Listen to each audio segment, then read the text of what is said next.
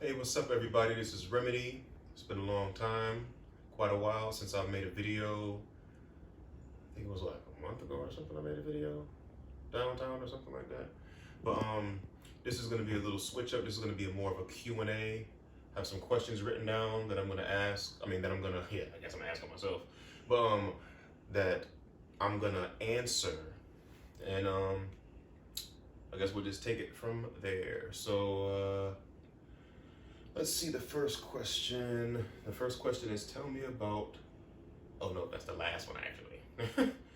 But it looks like it's the first one, but it's the last one. Why should people believe in Ellen G. White? Well, first off, I'll start it off with this scripture right here. Um, it's in the Bible. It says, "Woe unto, woe unto you when everybody speaks well of you." You have, and obviously we can't take it literal and say everybody, because who's gonna speak? When it says, woe unto you when everyone speaks well of you, the whole world can't talk about any one person. There's people in the world that don't know Michael Jackson exists. There's some people running through the through the wood, through the forest and jungle in Africa, butt naked, that don't even know nothing about no Michael Jackson and stuff like that. So basically, what I'm saying is, it just means a big amount of people, when they speak well of you, when a whole bunch of people are speaking well of you, you got to be careful, because look at Donald Trump. Everybody speaks, oh, not everybody, but a whole bunch of people speak well of him, and he's not a good person and doesn't have any good morals or any good intentions for this world or anything like that on a godly level. But look at all of the prophets in the Bible. They all came to save or to speak and give a message to a certain people, and they got killed by their own people. So I'm just starting off the question by showing that prophets are always targeted and are always talked down on and everything. And I'm saying that because Ellen G. White is talked down on too. But if we're Christians and we believe in the truth and everything, the person who has more truth than anybody else, Christ, he was spoken against.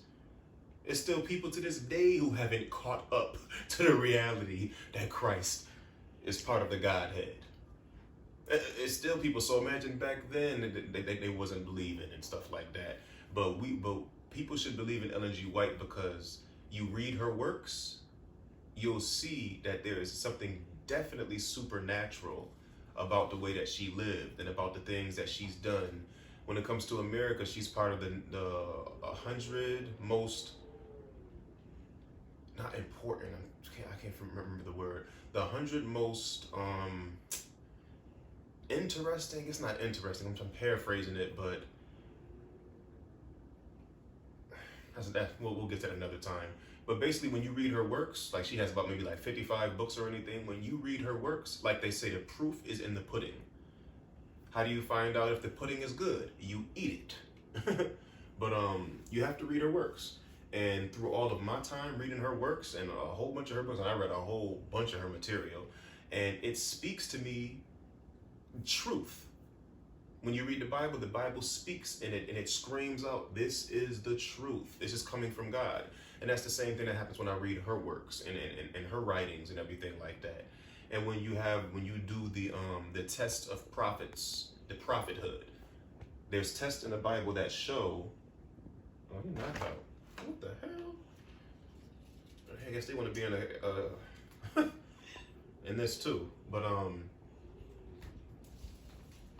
there are tests in the Bible that shows if you're a real prophet or not. And one of the main tests, one of the main tests, I think there's 7 physical tests in the Bible and maybe about 5 scriptural tests. One that stands out the most is what happened when he said that the Spirit of God will go into him. He would fall down on his face and no strength remained in him, no breath remained in him, but he still stayed alive. The same thing happened to Ellen G. White plenty of times and everything like that. So I would say when you do research about her, I'll put it like this. Right now, I can go online right now and say, proof that the Bible is fake. And whether the Bible is fake or not, which we know that it's not fake, but that's besides the, well, it's not really besides the point, but I could type up the Bible, proof that the Bible is fake, and a whole bunch of lies is going to pop up to show supposedly the Bible is fake or whatever. The same thing with Ellen G. White. If you type up proof that Ellen G. White is real, a whole bunch of stuff is gonna pop up saying that she's real. If you say proof that she's a false prophet, a whole bunch of stuff is gonna pop up that says she's a false prophet. Does it prove that? No, it doesn't. But the proof of the pudding is in the eating. The proof of her prophethood, or Ellen G. White's prophethood, is in reading what she wrote. And she wrote over 1 million words on a whole bunch of different topics. She spoke about cancer before they knew about cancer. She was like one of the #1 people who, when governments and doctors were saying that smoking cigarettes was good, she was like one of the only people that was going against everybody and saying that it's bad and it causes bad things to happen to your body. Her predicting 9/11. And remember, she lived hundreds of years before 9/11, but still she wrote exactly what was going to happen in 9/11. She didn't say, I'm getting a vision, people. There's going to be a month, 9/11, and she didn't say nothing about no months or anything, but she said New York, and she said buildings. Oh, if you was a human, I would tear into your behind right now. You lucky you're an animal that don't know 2 + 2. But anyways, yeah, you look at let's be wise for me just holding my hand. But you look at the video of 9/11, look up on YouTube and type up 9/11, and the video will pop up about 9/11, and the news reporter will speak this and say that, and things will pop up on the, writings will pop up on the screen, words I mean, and it'll show you exactly the same thing that Ellen G. White said. The news reporters will tell you that that when the fire department came, that their engines could not operate. Ellen G. White wrote the same thing. That, and remember when she wrote this, there was no tall buildings in New York. There wasn't no tall buildings at all, basically, in New York. When she wrote what she wrote, she said that she's seen a vision. She said that buildings were rising story after story all the way to the clouds. And she said the people who made them glorified themselves, and the most costly material, the most precious things were put into the making of the building and everything like that. And they said that this was supposed to be able to withstand fire, fireproof this and all this and that. And she said that basically when the building got caught on fire, it was burning like pitch for months. It was burning, and it was supposed to be fireproof, but it was or something like that or whatever. But it was burning for a long time, and everything that Ellen G. White said that would happen in 9/11. Mind you, remember, we're not talking about she lived 2 years ago or 10 years ago. She's been gone over 100 years and everything like that. But what she said was gonna happen in New York, she basically crossed every T and dotted every I and spoke about every single thing that happened in 9/11 on that day. But that's why I would believe in Ellen G. White. Isaiah was a prophet. He spoke of things and they happened. Ellen G. White, she spoke of things and they happened. And she was so humble, she didn't even want to be called a prophet because there's so much negative luggage that comes along with being called a prophet. She said that God told her that she was his messenger. And she was called forth because it was too much people. The understanding of how to look at the Bible and understand it for what it really was has been poisoned. And she said she was called forth to bring the understanding, a more clear, more pure understanding of the Bible. She's not saying she's making it a better understanding than the Bible itself. She's saying than our understanding of the Bible. It has been so far off the path of reality that somebody had to be called forth. Now, they would with Islam, they make you think that Muhammad was called forth to bring the truth, but this is not no Muhammad calling forth to bring no truth, because he came bringing something else that was completely different than the Old Testament. Ellen G. White didn't do that. But anyways, we're moving on to the next one. That's a very, that question right there, it takes it's a lot to unpack about Ellen G. White. But like I said, and ending on that, how much time we got left? 10. 10 minutes? Yes. Okay, so when you do research about Ellen G. White, do real research. Unbiased. Don't listen to all the people, the haters, and all the people that's trying to throw salt on her name and everything like that. Just read her works in a genuine, humble spirit, seeking to know the truth. A philosopher. You know what philosopher means? A lover of the truth, a person who's seeking after the truth. Read the Bible as a person that is really trying to understand the truth.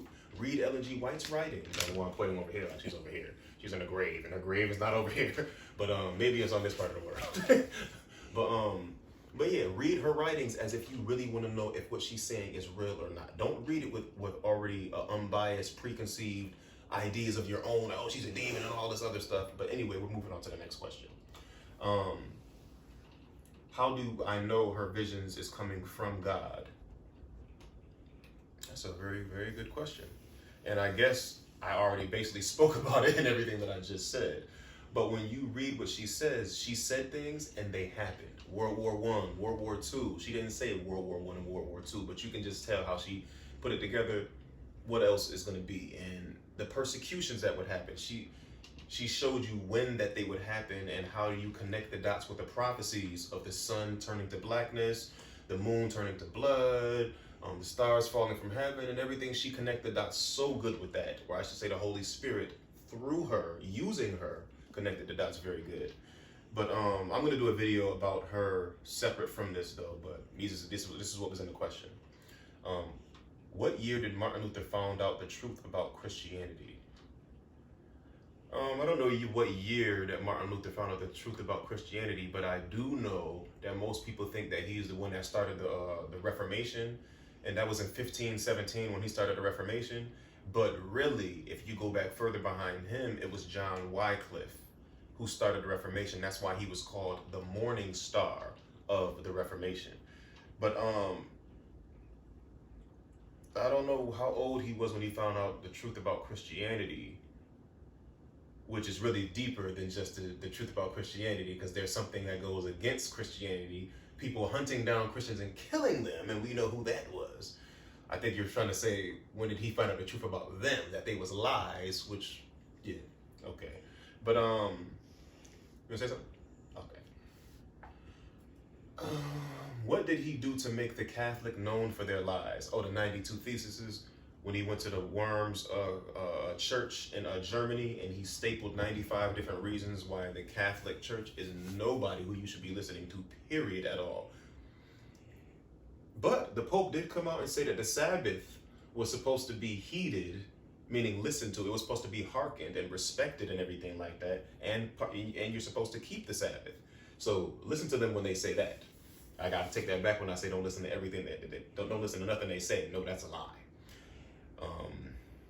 That's not all the way true. I don't want to say I'm a liar. Because why would you want to listen to me? I'm telling you I'm a liar. But anyways, one day... but he basically went against okay, I'm telling you guys again, I'm not a liar. Oh, well, no, I am a liar, because the Bible says that God is not a man that he shall lie. So my bad, I lied about saying I'm not a liar. I'm a liar. So but anyway, okay, forget about that. Just we'll talk about that later. I'll explain what I mean and everything. When did the Catholic Church start killing people and deceiving people? So I think it's two parts to this. And which is the day we should worship God and why? Okay, so I'll unpack the first part of that, which is when did the Catholic Church start killing people and deceiving them?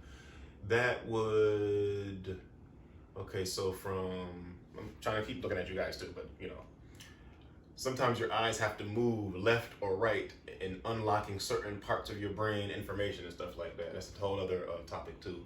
But from 500 to 1000, 500 in talking about years, in the year 500 to 1000, that's when Europe fell into the Dark Ages, and that's their intellectual, their intellect and their culture wasn't growing anymore. They were at a standstill, so they were in the Dark Ages. What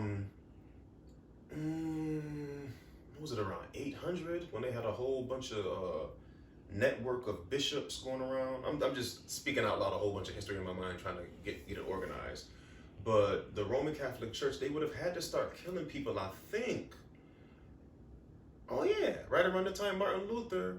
Oh yeah, right when he started hammering that stuff to they walls. Around that time, I would say in the 1500s. Right around that time in the 1500s and stuff like that. But it's even further back, because it doesn't start with Martin Luther. It starts before 1517 with John Wycliffe and everything. So I would say around that time, the 1700s, between the 1500s or something like that, when they started killing people. And what is the day we should worship God and why? Well, we should worship the day that God said we should worship. And that, and she's laughing because it's a whole other reason why she's laughing. But and it is funny if you think about it, but then again, it's not. But we should worship, like I said, on the day that God said we should worship. And if any of you people got a problem with that, you don't got a problem with me. You got a problem with God.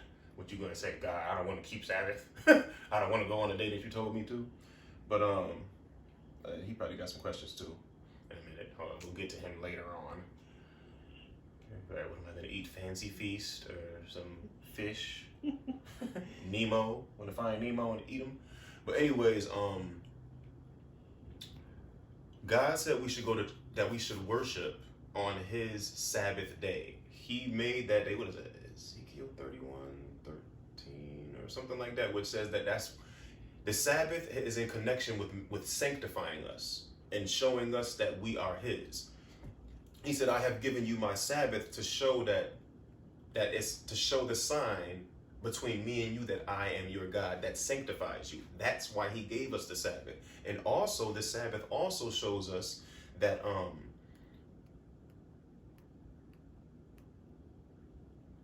it's the only commandment, the fourth commandment in the Ten Commandments inside the Decalogue or the Ten Commandments. The fourth commandment is the only commandment that shows us why worship to God is necessary. He says, worship me, the creator of heavens and the earth. And that's a direct connection straight into Revelations, where it says, worship Him who has made the heavens and the earth. That's going right back to the fourth commandment. So we should not be following any law that came into this world after sin.